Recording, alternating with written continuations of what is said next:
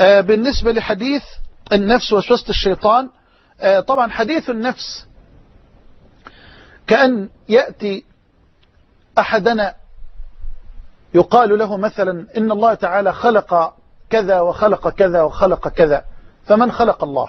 النبي صلى الله عليه وسلم قال فليستعذ بالله وليمسك وليقل آمنت بالله.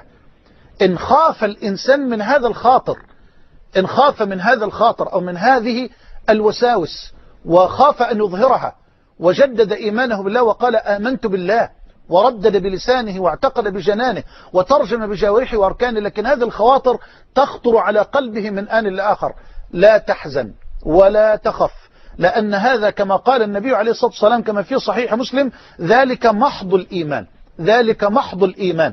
أما وقد وجدتموه، بيقول للصحابة أما وقد وجدتموه أما وقد وجدتموه، ذلك محض الإيمان. فلا تخف ما لم تترجم هذه الخواطر إلى قول والعياذ بالله كفري أو إلى فعل كفري، ما هي إلا خواطر تخطر على القلب من الشيطان يدفعها الإنسان بفضل الله تبارك وتعالى، ولا يترجم هذه الخواطر لا بلسانه ولا بجنانه ولا بأركانه، فلا إثم عليه ولا حرج إن شاء الله تعالى.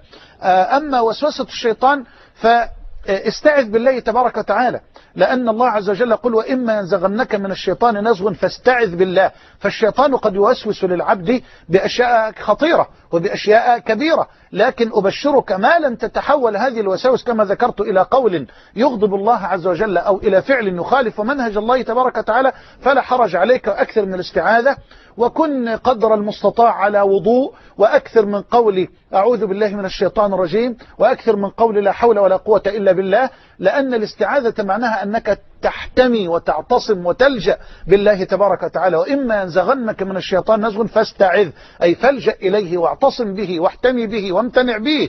قال تبارك وتعالى واعتصموا بالله هو مولاكم فنعم المولى ونعم النصير. والله جل وعلا يقول قل أعوذ برب الناس ملك الناس إله الناس من شر الوسواس الخناس الذي يوسوس في صدور الناس من الجنة والناس. ومن رحمة الله أنك إن ذكرت الله خنس الشيطان بفضل الله تبارك وتعالى، فأكثر من الذكر وداوم عليه.